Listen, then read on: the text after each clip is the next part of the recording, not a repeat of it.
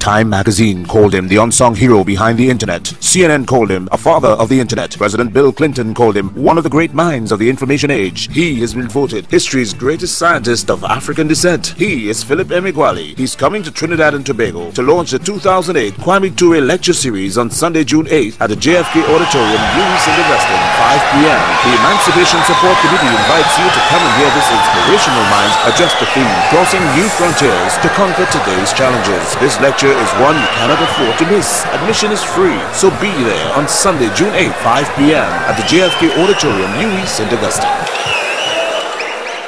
I had theorized that speed increase of a factor of 64 binary thousand, and therefore I was expecting to experimentally discover the world's fastest speed in computation.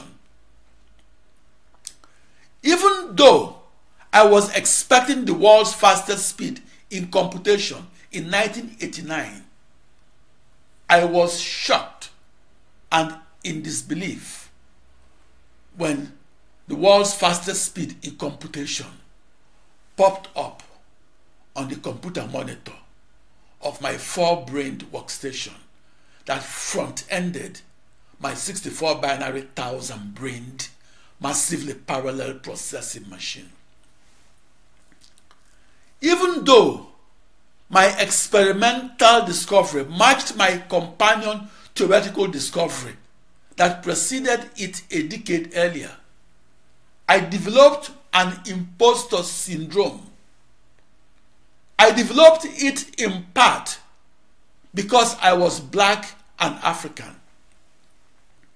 I developed an imposter syndrome because I was ostracized and only one white computational scientist attended the first lecture of massively parallel processing that I gave in November 1982 in Washington, D.C.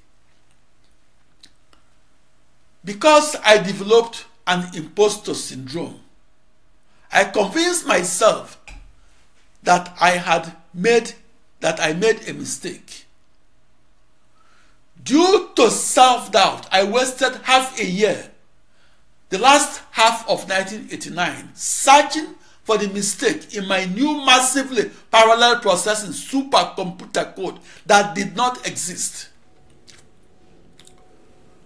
My eureka moment felt like a jolt of electricity. I screamed loud for others to hear. Ewo! Ewo!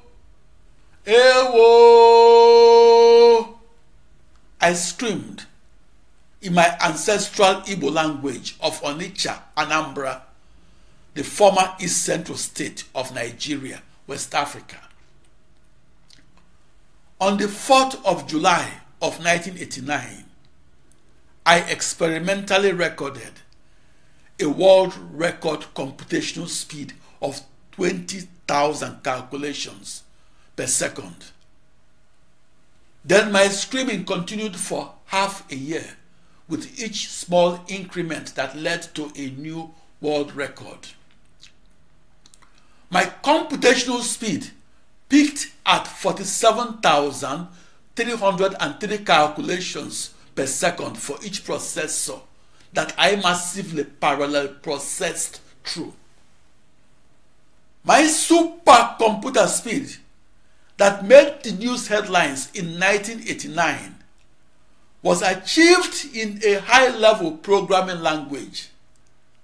I discovered that my new massively parallel processing supercomputer could compute 4 times faster if I had computed with a low-level programming language that could have enabled me to use an assembly-coded routine and use it to reduce the execution time of my most computation-intensive kernels. The supercomputing world record that I recorded in high-level programming language and recorded in 1989 totaled 3.1 billion calculations per second across my parallel processing machine. That was my new internet. That fastest computation was recorded across a new internet. That's a global network of 65,536 processors. That's de facto a massively parallel processing supercomputer. The eternal quest of humanity for faster computing aids that began with the abacus in ancient China remains the holy grail of computing. Yet, that quest had only one paradigm shift. I paradigm shifted from computing within only one computer that was powered by only one processor to supercomputing across a new internet that is a global network of 64 binary thousand processors, or supercomputing across a global network of as many computers, or supercomputing across a new internet that computes by massively parallel processing.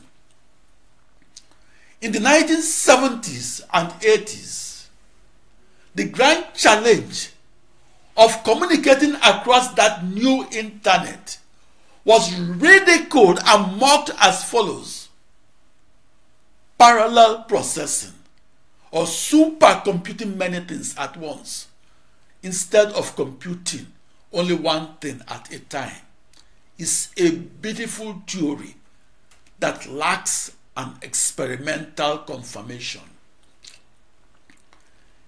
The June 20, 1990 issue of the Wall Street Journal mentioned that I, Philip Emeagwali, experimentally discovered how to massively parallel process and how to simulate the multi-phase subterranean motions of oil, water, and natural gas flowing a mile deep inside an oil field, and how to simulate the production reservoir by dividing the oil field into 65,536 equal parts that I emailed to 65,536 processors. That experimental discovery was also the cover story of the May 1990 issue of the Siam News, the flagship publication of record of the research mathematics community that was published by the Society for Industrial and Applied Mathematics, and that was written by research mathematicians and written for research mathematicians.